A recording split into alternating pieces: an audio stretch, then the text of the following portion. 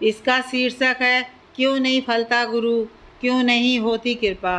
गुरु तो बहुत दूर की बात है, एक छोटा सा बीज भी तभी फैलता है जब उसकी ठीक से देख रेख हो, वरना उससे फल फूल तो दूर हमें उसकी छाया तक नहीं मिल पाती। फिर गुरु तो बहुत ऊंची बात है। हम यह तो कह देते हैं कि गुरु नहीं फलता या उसकी कृपा नहीं मिलती, परंतु कभी यह नहीं सोचते कि हम उसे देते क्या हैं। इस जगत का नियम है, बिना दिए कुछ नहीं मिलता। मात्र गुरु के पास आने जाने से, उसकी माला गले में लटका लेने से या उसका नाम ले लेने से तुम शिष्य नहीं हो जाते। किसी को गुरु बनाना और शिष्य बन जाना दो अलग अलग घटनाएं हैं। किसी को गुरु बनाना किसी का शिष्य बन जाना नहीं होता है।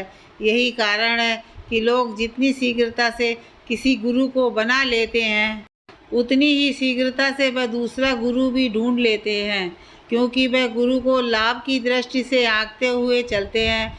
खुद क्या करते हैं, कितना करते हैं, ये नहीं सोचते।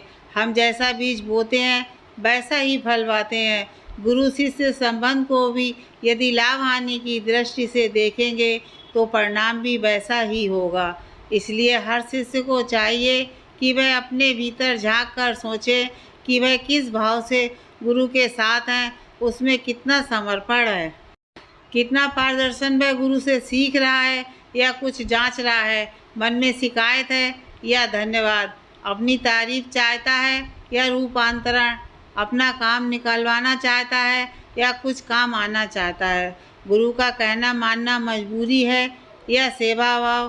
तुम गुरु के अनुसार चलना चाहते हो या गुरु को अपने अनुसार चलाना चाहते हो, आदि आदि। जरा गहराई में सोचना, उत्तर अपने आप मिल जाएगा। जैसा हम बीज बोते हैं वैसा ही हमें फल मिलता है। ऐसा नहीं हो सकता कि हम सेब का बीज बोएं और हमें अनार का फल मिल जाए। इसलिए तुम ठीक से सोचो, तुम गुरु को देते क्या हो? बची खुची, थकी हारी, निराश ऊर्जा। फिर भजन करो या ध्यान करो। जैसी ऊर्जा हम गुरु को देते हैं वैसी ही कृपा के हम स्वयं को हकदार बनाने लगते हैं।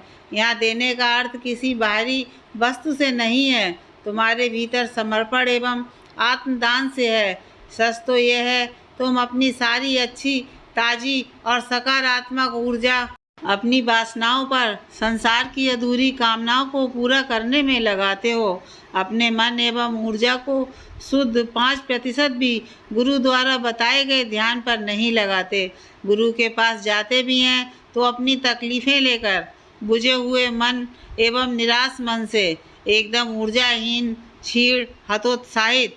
ईमानदारी से अपने आप से पूछें कि गुरु या उसका कहा हमारी दिनचर्या में कहाँ, किस स्थान पर आता है। वह आपके ध्यान एवं कृत्यों में कितना रहता है, जितने आपके अन्य कार्य महत्वपूर्ण हैं।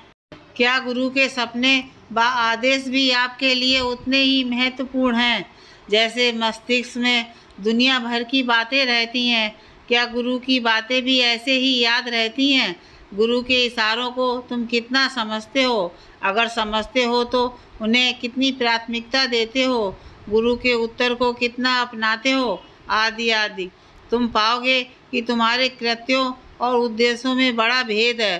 तुम्हारे रास्ते तुम्हारी मंजिल से मेल क्यों नहीं खाते?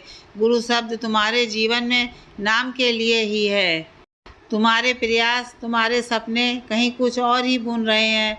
जहाँ पर तुम हो वहाँ से कोई रास्ता गुरु के द्वार तक नहीं जाता।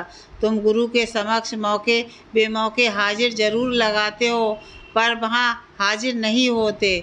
तुम्हारी मौजूदगी में तुम्हारी मांग की मिलावट होती है। फिर कहते हो गुरु नहीं फलता। बचा खुचा दोगे तो बचा खुचा ही मिलेगा। इसका अर्थ यह नहीं कि गुरु तुम्हारे किसी उपहार या चढ़ावे का भूखा है या उसके मन को किसी प्रलोभन से जीता जा सकता है। पहली बात तो गुरु को बाहर की, संसार की किसी भी वस्तु से आकर्षित नहीं किया जा सकता, और दूसरा, गुरु को जीतने की नहीं, स्वयं को हारने की आवश्यकता है। जो स्वयं को हारना जानता है वही गुरु की कृपा का पात्र बनता है। गुरु को जीतने वाले नहीं, स्वयं को हारने वाले सच्चे व सही अर्थों में शिष्य कहलाते हैं। परंतु तुम दान करने में तो सबसे आगे रहते हो। पर समर्पण करने से बचते हो। तुम संवरना तो चाहते हो पर मिटना नहीं चाहते। तुम बचाना तो चाहते हो पर लुटाना नहीं चाहते। इसलिए तुम्हारे देने पर बहुत कुछ निर्भर करता है। जैसा लगाते हो वैसा पाते हो। तुम गुरु के पास तब जाते हो जब दुखी होते हो। उसकी तब सुनते हो जब सब प्रयास कर कर के हार चुके होते हो।